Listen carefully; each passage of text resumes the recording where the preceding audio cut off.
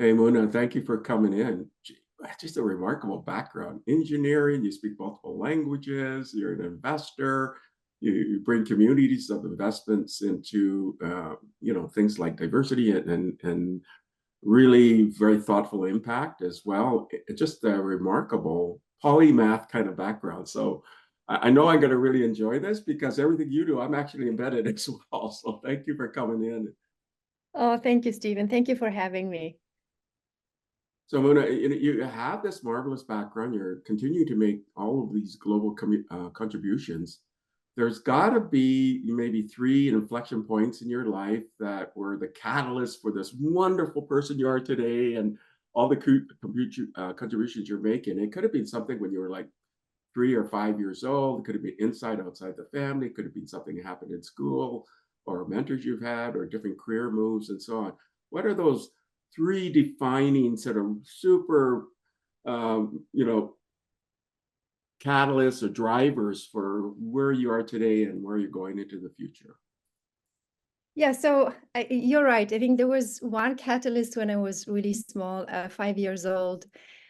We had the primary school next to our house, and I remember I was too young to go to school. And, I was standing up every morning, at the window telling my dad that I really, really wanted to go to school.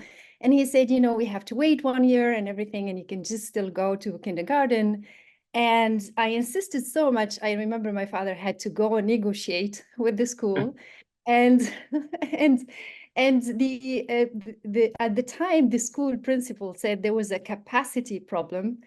And so I remember my dad said, you stood up there and you said, Papa, I will take my desk, my own desk from my room. And I promise you, they took this little white desk and they negotiated with the school to take my desk. And I was sitting and I was in the classroom with my own study desk. And I was primary one. And I think that was one of the things that my father told me once, like, that was my approach throughout my youth and almost like a rebel mixed with unstoppable. So that was the first inflection point, I guess, of feeling empowered and, um, doing what I want. So that's the first one. The second one was when I graduated from the engineering school.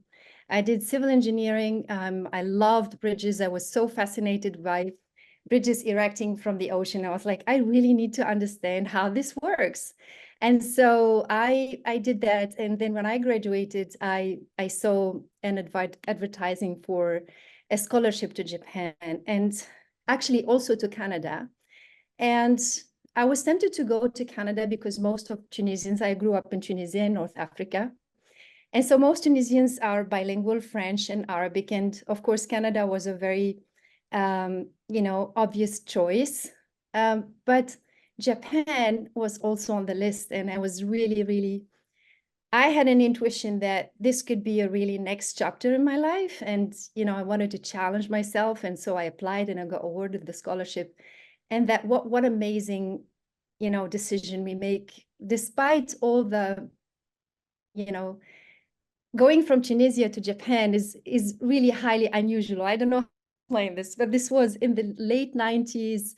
My parents are from middle class. My father is a school teacher, and he would never be able to afford to come and visit me in Japan. And so it was a little bit scary for my family, and it was also for me.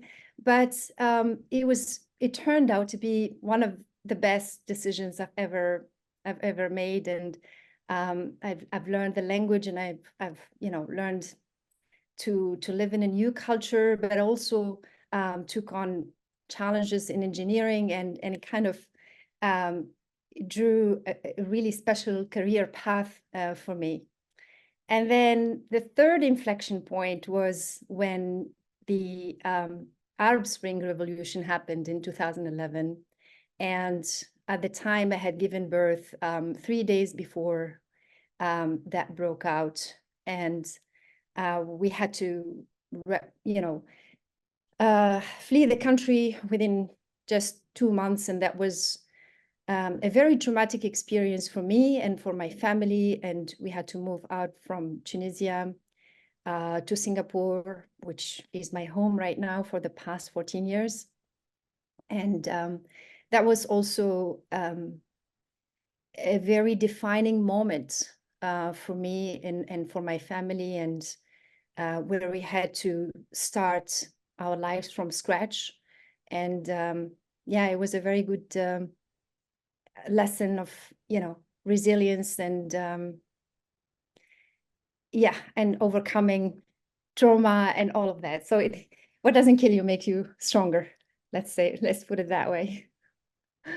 That's really, really fascinating that you had the foresight, but also the courage to say, I'm going to take my desk.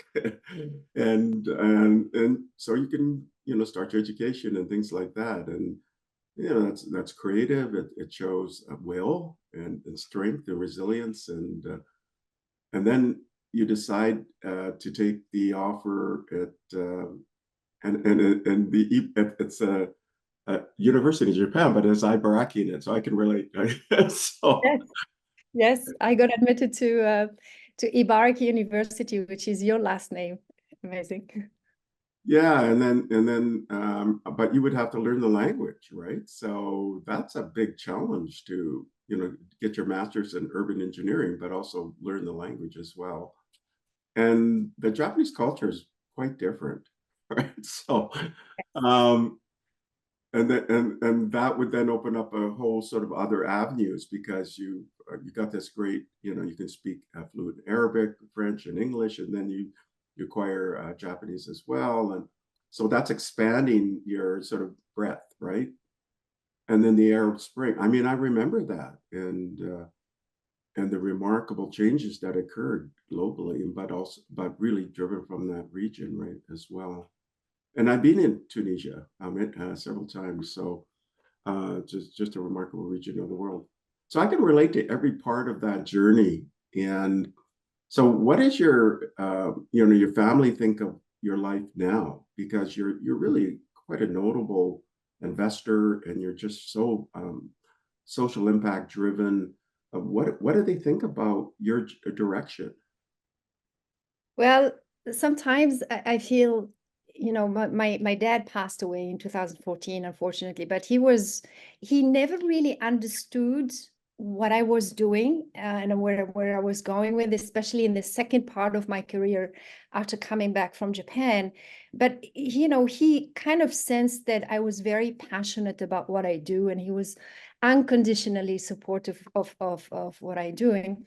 My mom understands a little bit better now because I spend more time with her, and I try to explain, the impact side of things and the purpose the driven initiatives that I run. Because oftentimes she asks me, listen, you've got this master's degree from Japan and you speak so many languages.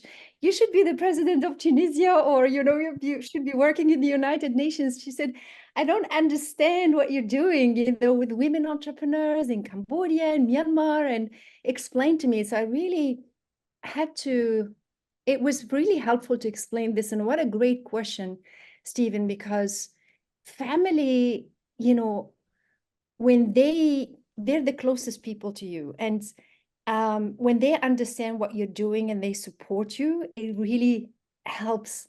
You're empowered to do more impact and really feel almost unstoppable to push further. It's a kind of, it's a magical support that you get there, and the understanding. So in the process of explaining to my mom around why should I support women entrepreneurs, why should I care about low income women business owners in Southeast Asia, why should they access financing?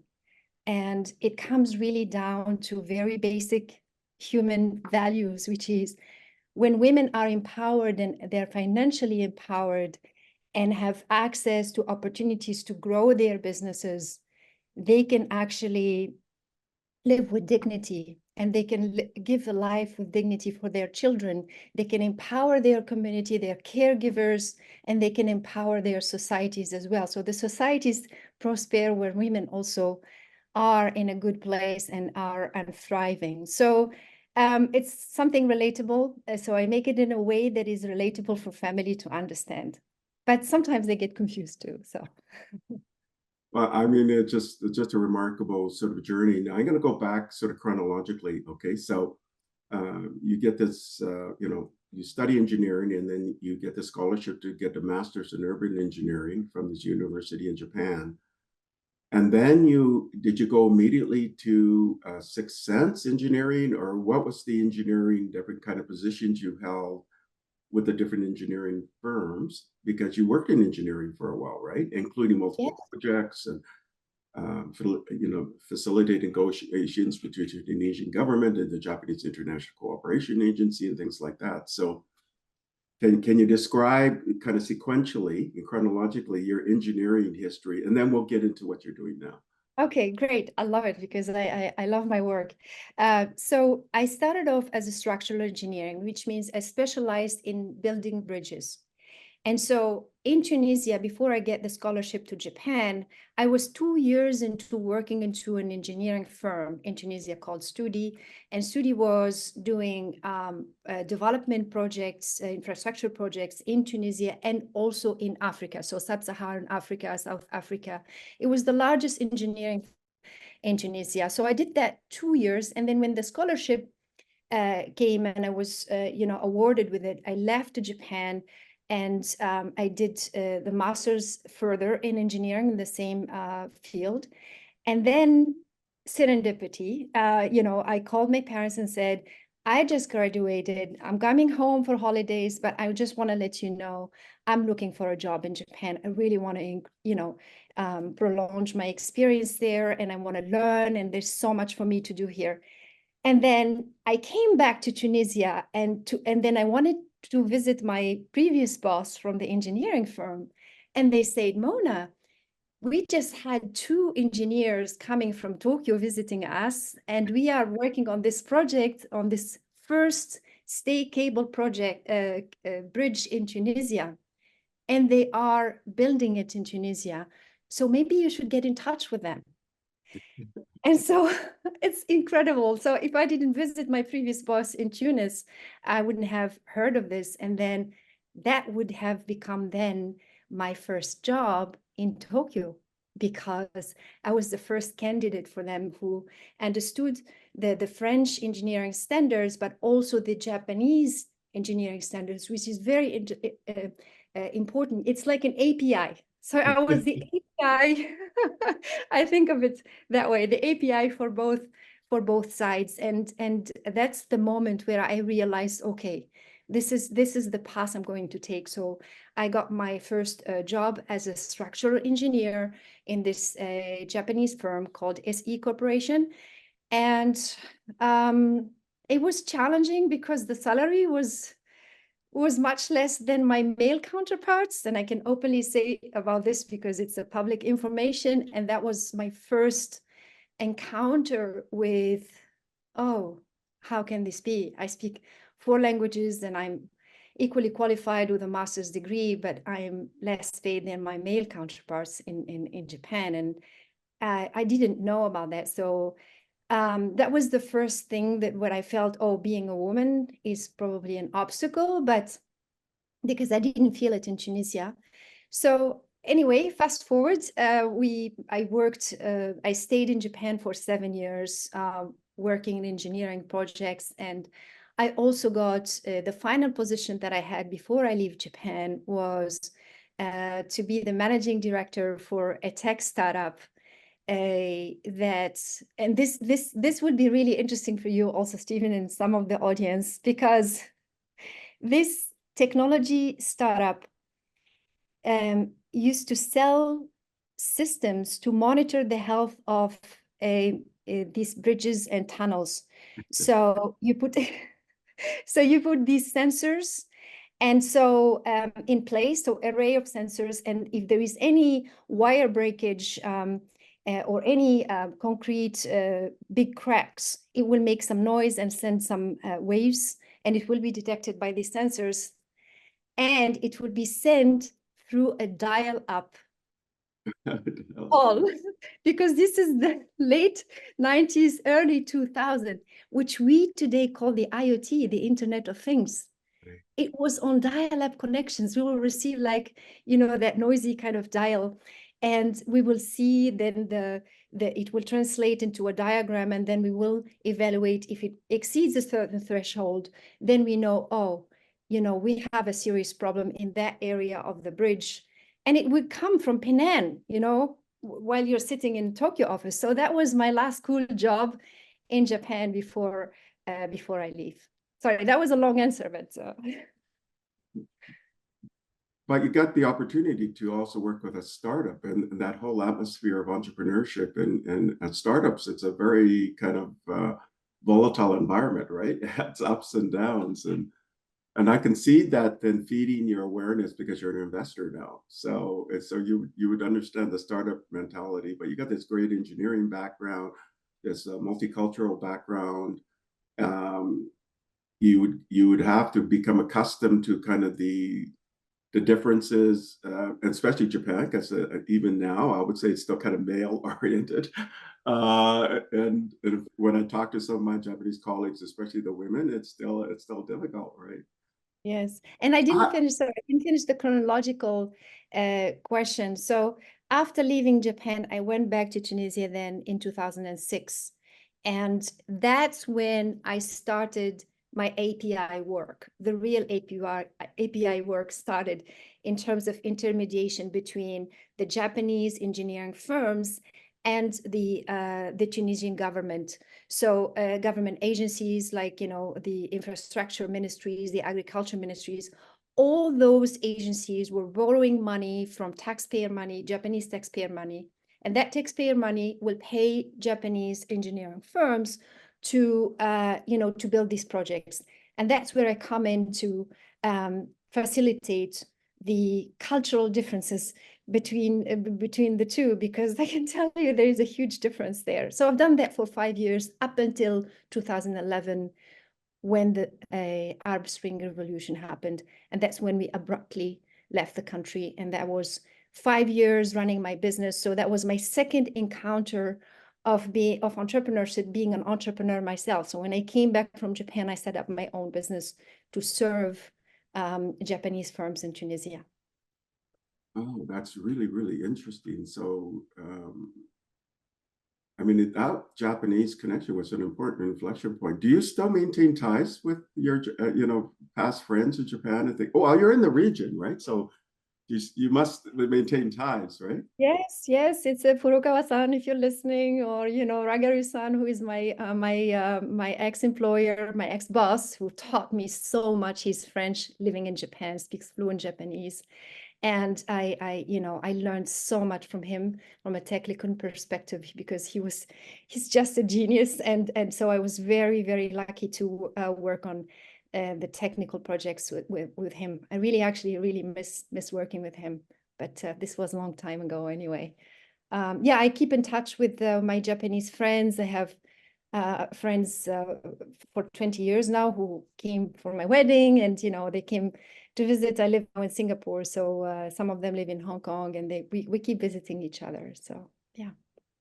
So now you end up in Singapore, and then you have to start over again. So can you describe what that was like? Sort of the initial parts of kind of starting over again. How did you do that? And then let's sort of again chronologically look at those different steps while you're in Singapore. Yeah, so the reason why we moved to Singapore is when I met my husband in Tunisia after I came back from Japan. He's German.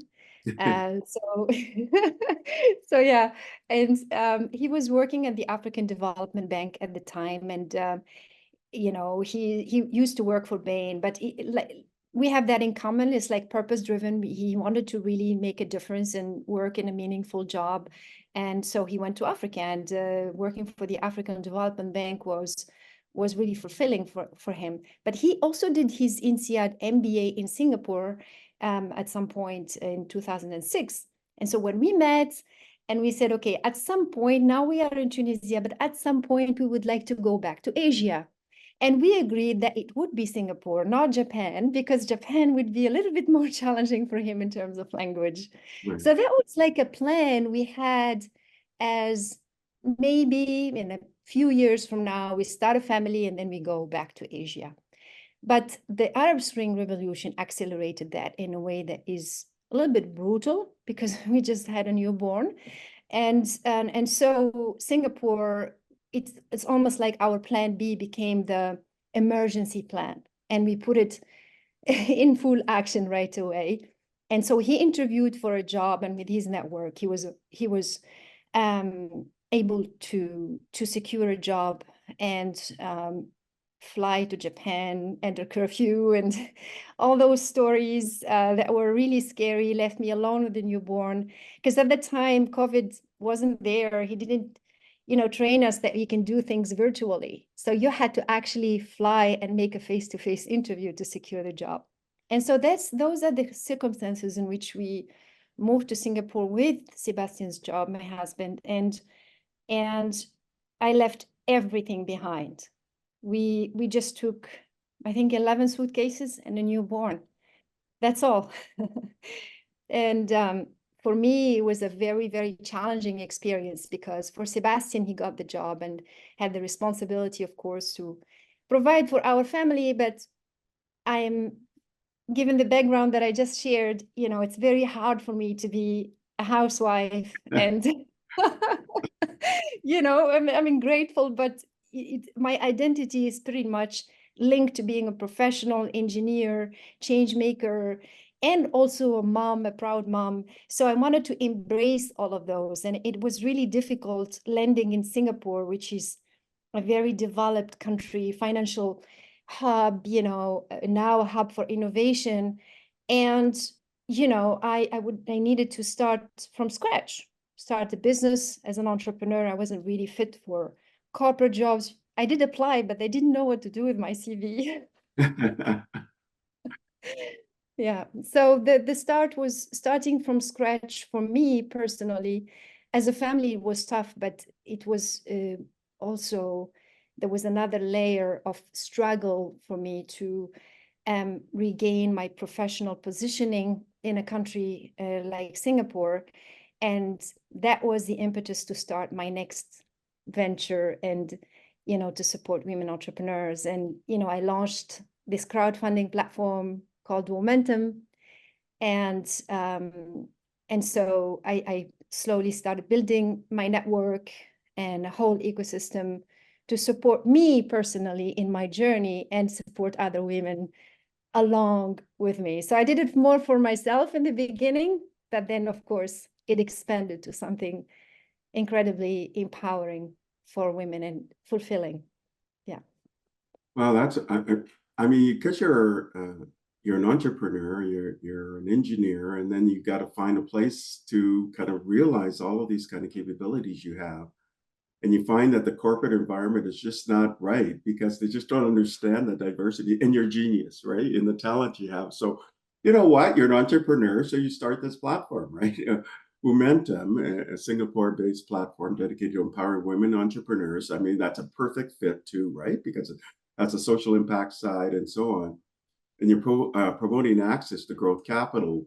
So how many entrepreneurs do you have in this sort of platform? And you have all sorts of like what are some of the value propositions that you have through your platform?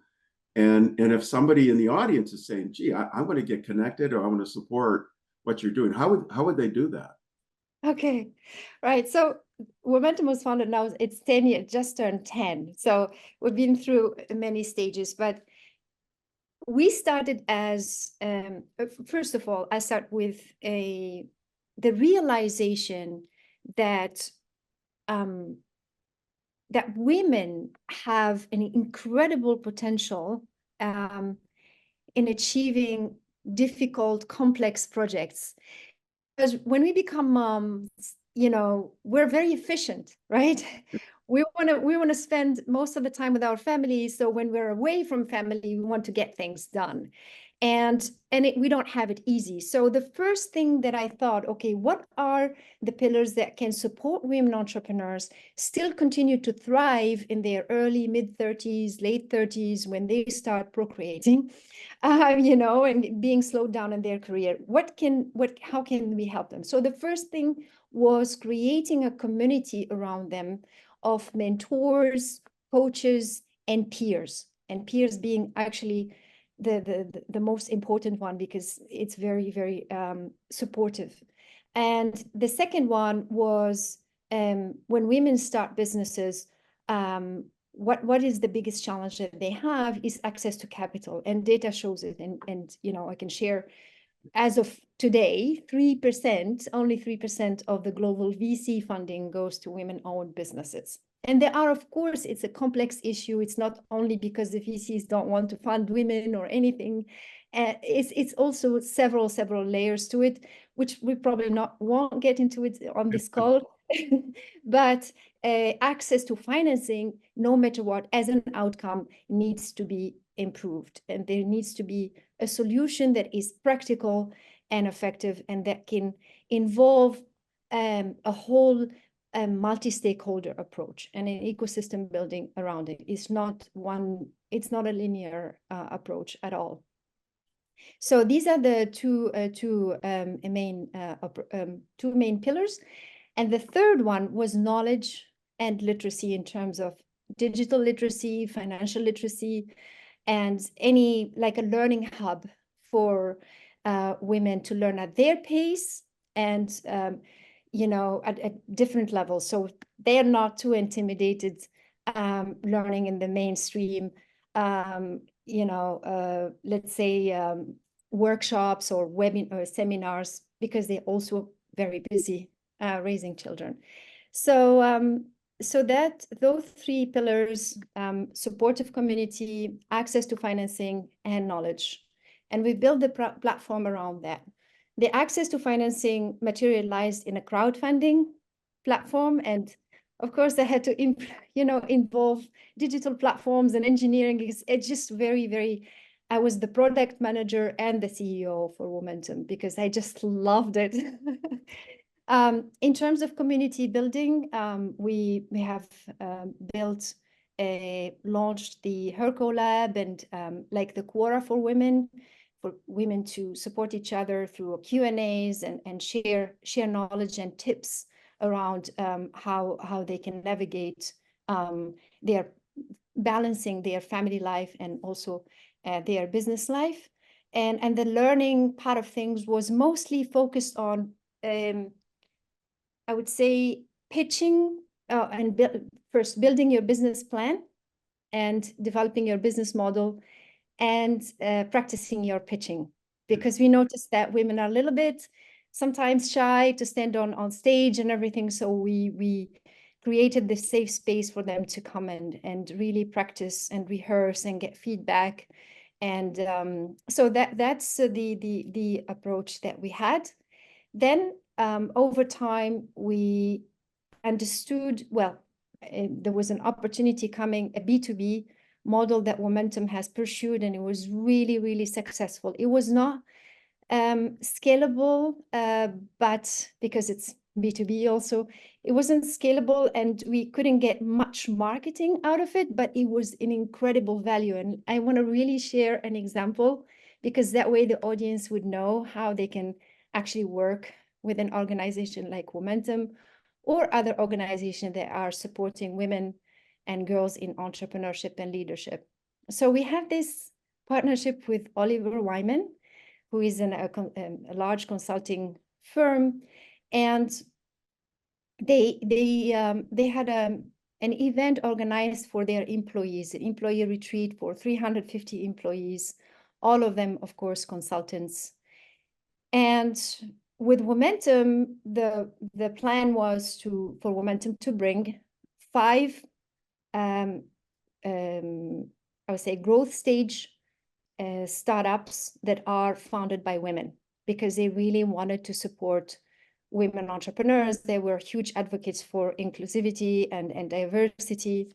And so Woomentum was the perfect partner to drive that, but not in setting a panel discussion and talk about how amazing diversity would be, more in an actionable, how can we really create together value for women entrepreneurs? And so Woomentum's job was to train the female entrepreneurs to work on their business model, refine it, and practice their pitch, and then get ready to actually go on stage and pitch it to 350 consultants coming from all around the world.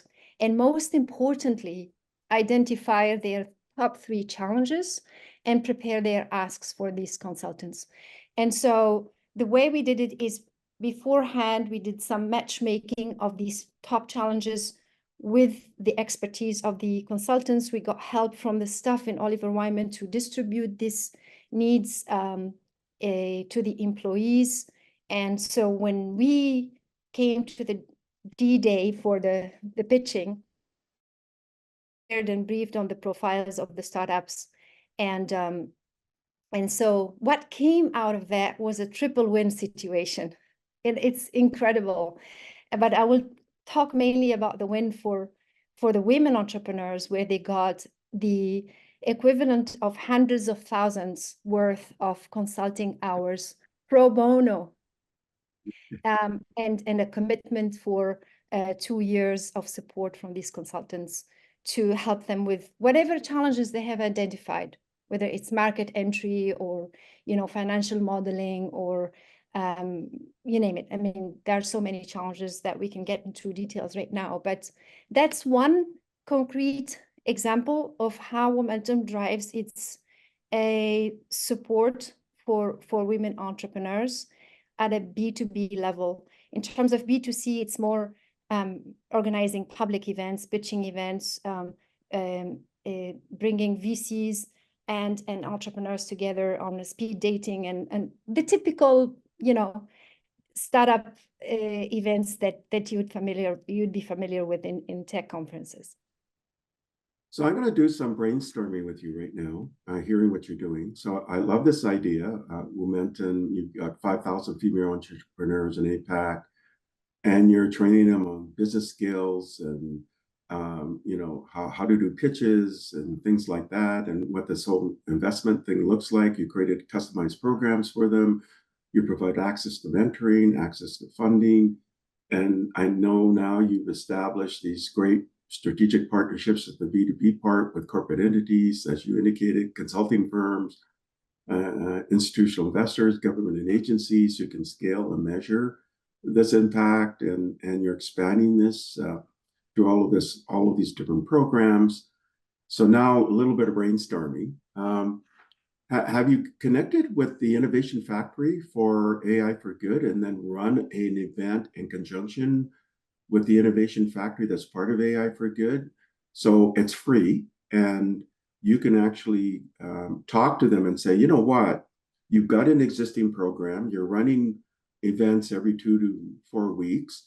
We'd like to be one of your events. We'll find the entrepreneurs, and then they will then handle all the rest. They will handle the marketing on the AI for Good side. They'll do all of the outreach on the AI for Good side to bring global investors and people who are interested. And then on your side, you just have to come up with, let's say, 6 entrepreneurs who are willing to pitch. And then you could even hold this on a regular basis, maybe every 3 to 4 months. Say, I'd like to be part of your program. We can sort of institutionalize it, make it programmatic. So every few months, we'll provide the entrepreneurs, and then you provide the platform that's part of the AI for Good movement, right? So that's kind of one idea, and I think it would be a natural one to get connected with. You could also maybe look at partnering with Bernard Koswatch, who you know. He's the head of the Innovation Accelerator for the World Food Program.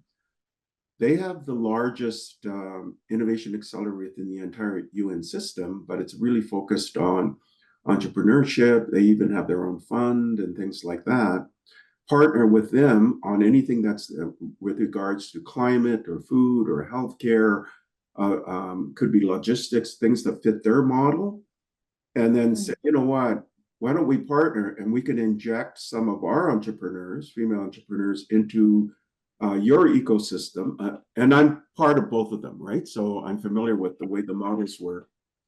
Another idea is I'm part of something called Microsoft for Startups, and they have an innovation factory. They call it the Startup Founders Hub. It's free.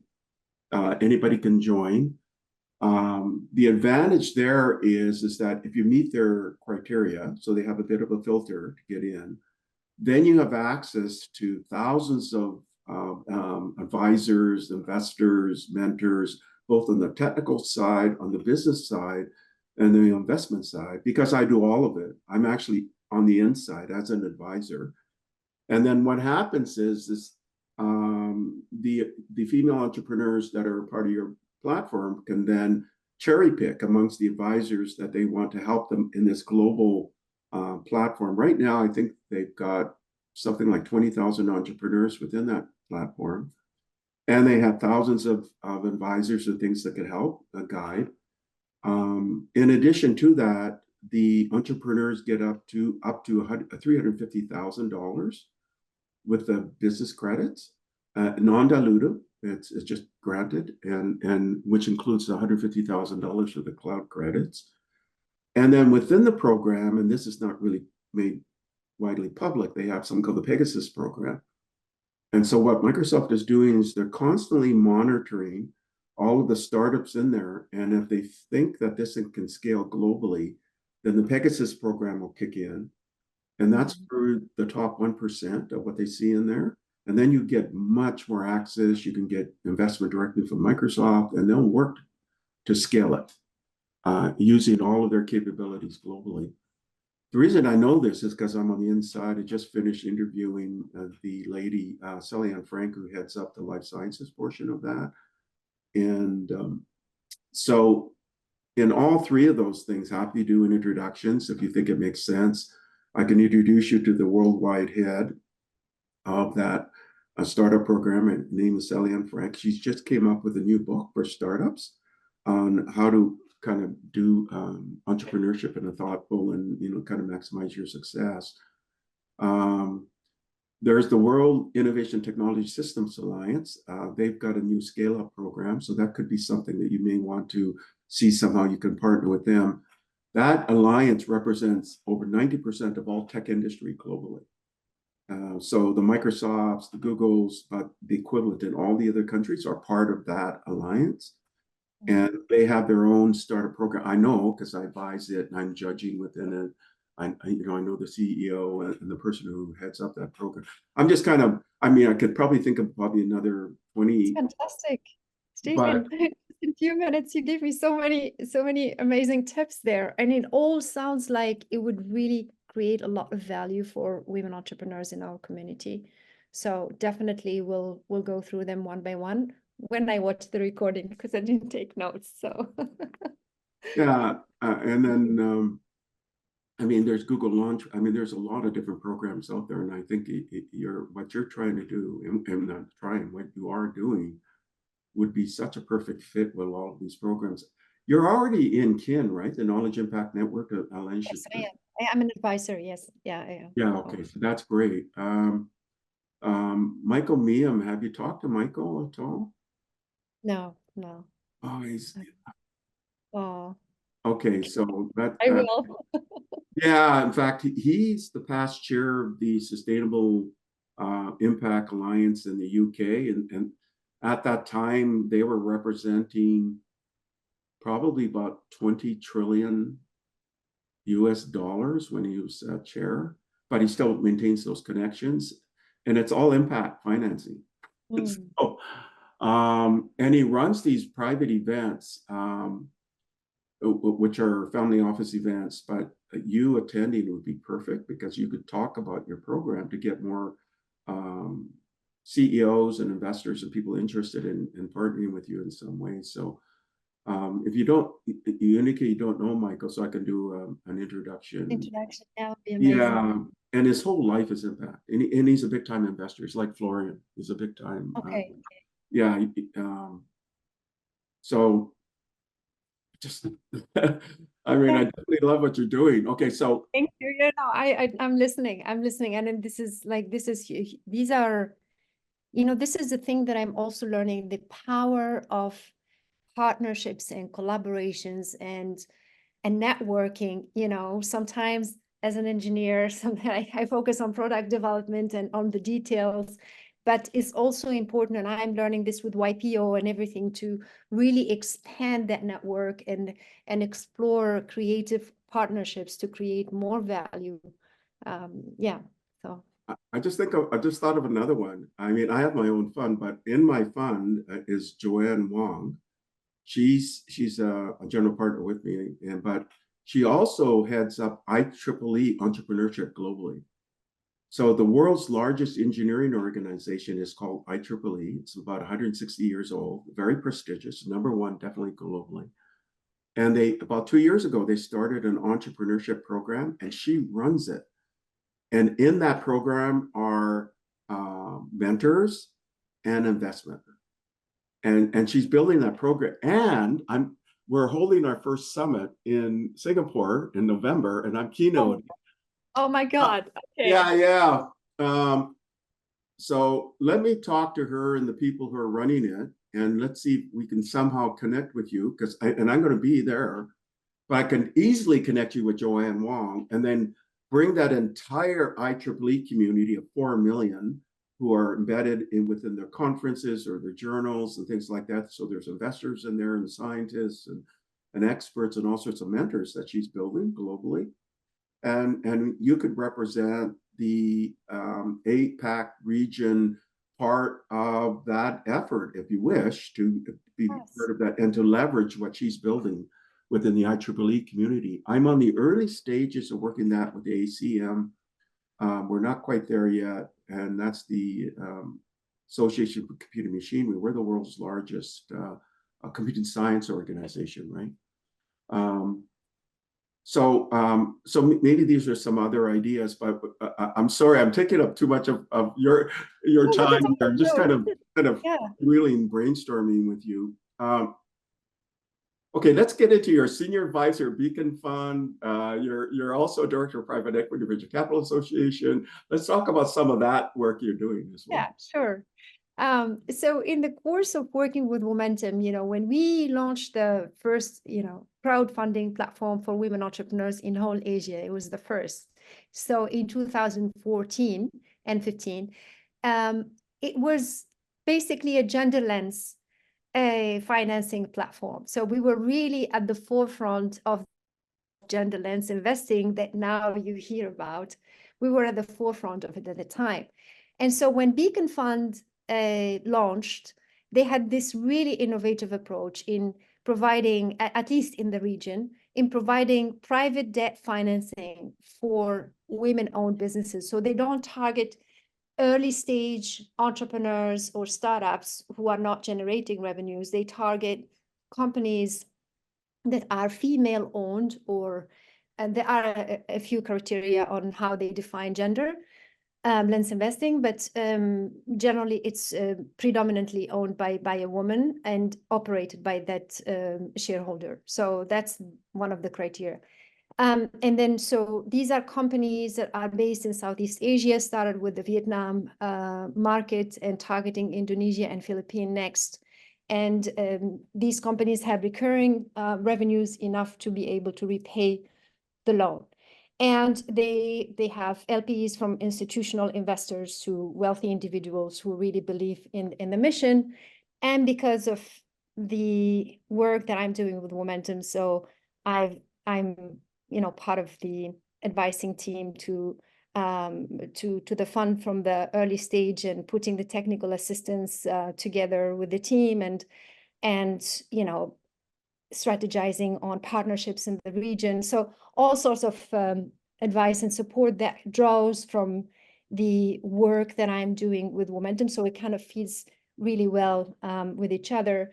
And for the MPEVICA, the Myanmar PE and VC association work. I sit on the board, and the reason why it's in Myanmar, and for this decade we've been operating in several countries, and so during the work with Woomentum, I also took on another job, which is being partner at an early stage VC fund that is focused on funding early stage startups in Myanmar. So it's a fund that's a small fund dedicated to invest in founders from Myanmar. This was before the coup.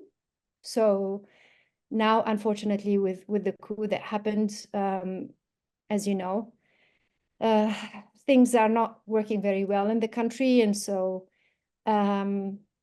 it's a very sad story, which we'll also get into another time. But Myanmar is going through a very, very difficult times. And the Myanmar people are actually suffering in this whole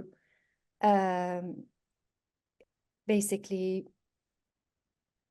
political disaster. So everything that we've done in the country is now being, I'd say, standby or not being able to move forward. But during the years that I engaged with the fund and the portfolio companies and the association, it's been amazing to see young entrepreneurs being motivated and empowered, and seeing the first accelerator being born in the country, and in incubators and foreign investors coming in, and the market is thriving and striving, and then boom, the coup happened. So that's a little bit, the engagement with Myanmar is a little bit a special engagement, no longer happening right now. I mean, officially yes, but operationally we're not being able to do much in the country. So you're working, excuse me, in Thailand as well, or anything like that, or? Thailand is more my husband. He's now building a green steel plant, so green hydrogen powered steel plant. So that's the link that we have to Thailand. But Thailand, in terms of women entrepreneurship, we've had some engagement, but it was never a focus. So our focus was mainly on Cambodia, Myanmar, Indonesia, Malaysia. We've done research. This is something also I didn't share about, but we've done in-depth qualitative research in 7 countries within 2 years to investigate the role of digital technology in bringing opportunities for women entrepreneurs in terms of accessing financing or accessing tools to operate their businesses. So research, we have a whole research arm in Woomentum that's been really killing it in the region. We have reports being published in local languages, in Vietnamese, in Bahasa, in Khmer, and in Burmese, because we believe in localization of content so that it can be consumed by the people who are benefiting from it.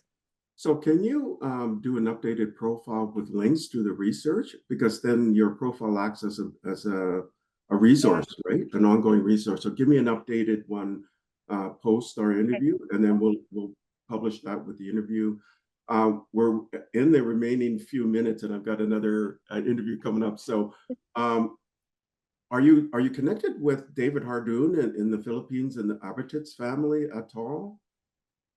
No, I'm okay, not. So let's park that, and that could be another follow through. I work with some of the members within the CP Group family, particularly the daughter, and she's amazing. So this could be maybe a more medium term. I'm going to be there in August. I'll mention your work to see if this is something that they'd be interested in maybe working with you, especially in that region. I'm just kind of brainstorming. This is the last question. And the last question is, what kind of recommendations do you want to leave the audience, or maybe a series of questions you want to leave the audience?